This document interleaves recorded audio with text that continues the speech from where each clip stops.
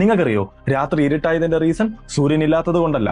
നമുക്ക് നോക്കാം. ഇതാണ് ഭൂമി ആൻഡ് ഇതാണ് സൂര്യൻ. ആൻഡ് നമ്മുടെ ഒബ്സർവബിൾ യൂണിവേഴ്സിൽ ഏതാണ്ട് 10⁻24 നമ്പേഴ്സ് ഓഫ് സ്റ്റാർസ് ഉണ്ട്. അതായത് ഞാൻ രാത്രി പുറത്തിറങ്ങി 1 മില്ലിമീറ്റർ റേഡിയസ് ഉള്ള സർക്കുലർ ഹോളിട്ട് ഒരു പേപ്പർ 1 മീറ്റർ ഡിസ്റ്റൻസ് സെപ്പറേഷനിൽ വെച്ച് ആകാശത്തോട് നോക്കിക്കഴിഞ്ഞാൽ എനിക്ക് ഫുൾ സ്കൈയുടെ 10⁻⁻7 ഫ്രാക്ഷൻ ആണ് വിസിബിൾ ആവുന്നത്. ആകാശത്ത് സ്റ്റാർസ് ഓൺ ആവറേജ് യൂണിഫോം ആയിട്ടാണ് ഡിസ്ട്രിബ്യൂട്ട് ചെയ്തിരിക്കുന്നതെങ്കിൽ എനിക്ക് ഈ ഹോളിൽ കൂടെ ഏതാണ്ട് 10⁻17 നമ്പേഴ്സ് ഓഫ് സ്റ്റാർസിനെ കാണാൻ പറ്റും. ഇത് ഏതാണ്ട് കേരളത്തിലെ എല്ലാ ബീച്ചുകളിലെയും മണൽത്തരികളുടെ എണ്ണത്തിന് ഈക്വൽ ആണ്.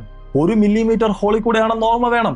അതായത് നമ്മുടെ രാത്രി ആകാശം ഫ്ലാഷ് ലൈറ്റ് അടിച്ചതുപോലെ ആയിരിക്കും ഇരിക്കുന്നത്. പിന്നെ എന്തുകൊണ്ടാണ് ഇത്രയും ഇരുട്ട്? നിങ്ങളിൽ പലർക്കും തോന്നുന്നുണ്ടാവും ഈ സ്റ്റാർസ് എല്ലാം ഭൂമിയിൽ നിന്നും വളരെ അകലെയാണ്, അതുകൊണ്ട് തന്നെ അതിൽ നിന്നും ഭൂമിയിലോട്ട് കിട്ടുന്ന ലൈറ്റിന്റെ ഇന്റൻസിറ്റി വളരെ കുറവായിരിക്കും, അതായിരിക്കും അതിന്റെ റീസൺ എന്ന്. പക്ഷെ അത് തെറ്റാണ്.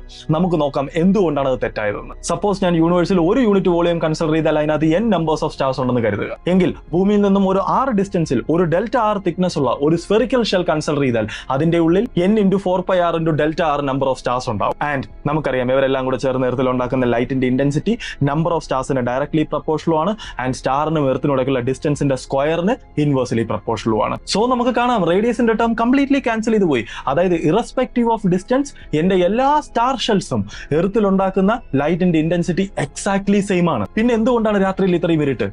ഇതാണ് റീസൺ.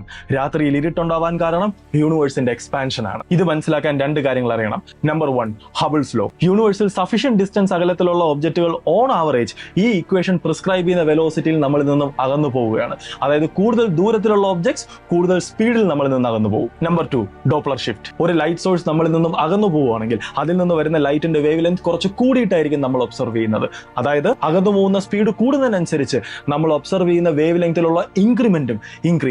ആൻഡ് ഹ്യൂമൻസിന് കാണാൻ പറ്റുന്ന മാക്സിമം വേവ് ലെങ്ത് 700 നാനോമീറ്റേഴ്സ് ആണ്. ഇനി ആലോചിക്കുക, നമ്മുടെ യൂണിവേഴ്സ് എക്സ്പാൻഡ് ചെയ്യുകയാണ്. കൂടുതൽ ദൂരത്തിലുള്ള സ്റ്റാർസ് കൂടുതൽ സ്പീഡിൽ നമ്മളിൽ നിന്നും അകന്നു പോവുകയാണ്. Therefore അതിൽ നിന്ന് നമ്മളിലേക്ക് വരുന്ന ലൈറ്റിന്റെ വേവ് ലെങ്ത് 700 നാനോമീറ്ററിനെക്കാളും വളരെ വലുതായിരിക്കും. അതായത് ഒരുപാട് ദൂരെയുള്ള സ്റ്റാർസിൽ നിന്നും ലൈറ്റ് ഭൂമിയിൽ എത്തിയാലും നമുക്ക് അവരെ കാണാൻ പറ്റില്ല. ഈ എഫക്റ്റിൽ നിന്നും രക്ഷപ്പെട്ട വളരെ കുറച്ച് സ്റ്റാർസിനെ മാത്രമേ നമുക്ക് ആകാശത്ത് കാണാൻ പറ്റൂ. ഇതുകൊണ്ടാണ് രാത്രിയിൽ ഇരുട്ടുള്ളത്.